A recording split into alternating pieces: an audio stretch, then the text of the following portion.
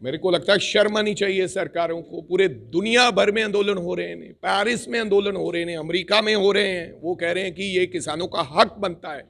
और जिस प्रकार से हरियाणा की सरकार ने ये पाकिस्तान का बॉर्डर बना दिया है, उससे भी गहरा बल्कि इंतजाम किए गए हैं। शर्म आ रही है मेरे को कि हम पंजाब के साथ इस प्रकार का व्यवहार क्यों हो रहा है। हमें देश से अलग क्यों देखा जा रहा है। हम हिंदुस्तान का हिस्सा हैं, इसलिए देखा जा रहा है कि यहाँ आरएसएस की विचारधारा नहीं लागू हो रही, यहाँ बीजेपी का झंडा नहीं ऊंचा हो रहा, इसलिए हमें अलग होके देखा जा रहा है। तो ये बहुत बड़ा अन्याय है।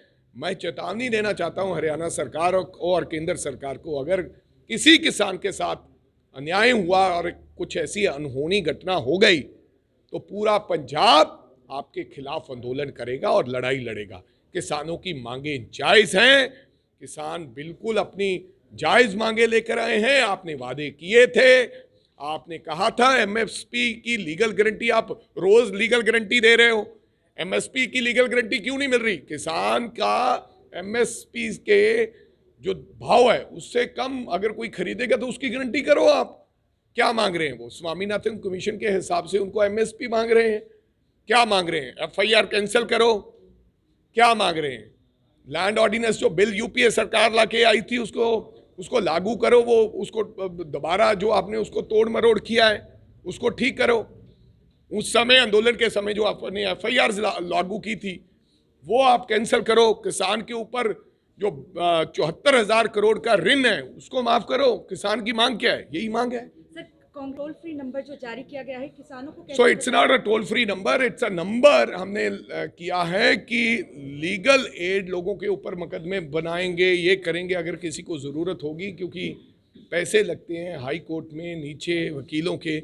हम किसान भाइयों की मदद करेंगे और हमने जो नंबर लागू किया इस नंबर पे जिसका भी फोन आएगा हम उनको लीगल एड देने का फ्री ऑफ कॉस्ट काम करेंगे। ये हमारा फर्ज बनता है, कर्तव्य। सरकार के मंत्री भी आए थे, 2 दफा मीटिंग भी हुई है। क्या लगता है कि मीटिंग में जो बातचीत हुई है सीधे नहीं चढ़ी? पता ही नहीं है यार, अगर चढ़ी होती तो किसान कोई पागल थोड़ी है कि ट्रॉलियों पे चढ़ के जाके आंदोलन करेगा। बुजुर्गों को लेके ट्रॉली पे चढ़ के सर्दी में जाने का किसी का मन थोड़ी करता है। सर आपने कहा है कि आतंकियों की तरह ट्रीट किया जा रहा है किसानों को। बिल्कुल आतंकवादियों की तरह ट्रीट किया जा रहा है।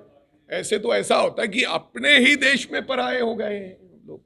जिस प्रकार से आपने इंतजाम किए हैं, कैसे नीचे कील लगाए हैं, पाकिस्तान से भी उनका बॉर्डर भी कहीं ना कहीं इससे छोटा पड़ रहा होगा। इंतजाम जो इन्होंने इंतजाम किए हैं, बड़ी बड़ी दीवारें खड़ी कर दी हैं। क्या हम कोई डाकू हैं? सर इतने सालों में बीच का रास्ता क्यों नहीं निकाला? क्योंकि कृषि कानून को जब वापस लिया गया था तब कहा गया था एमएसपी को लेकर कानूनी दर्जा भाई वो करना नहीं चाहते। बेसिकली अडानी वाला फैसला धीरे धीरे लागू करेंगे। ये सरकार, उनको लगता है कि एक बार सरकार दोबारा फिर बनाएं उसके बाद लागू कर लेंगे।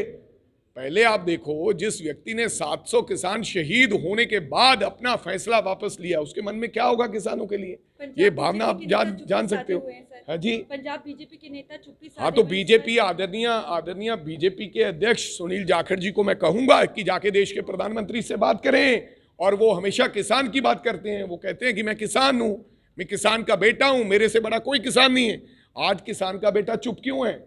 आज किसान के बेटे को देश के प्रधानमंत्री के पास जाकर, देश के गृह मंत्री के पास जाकर बात करनी चाहिए।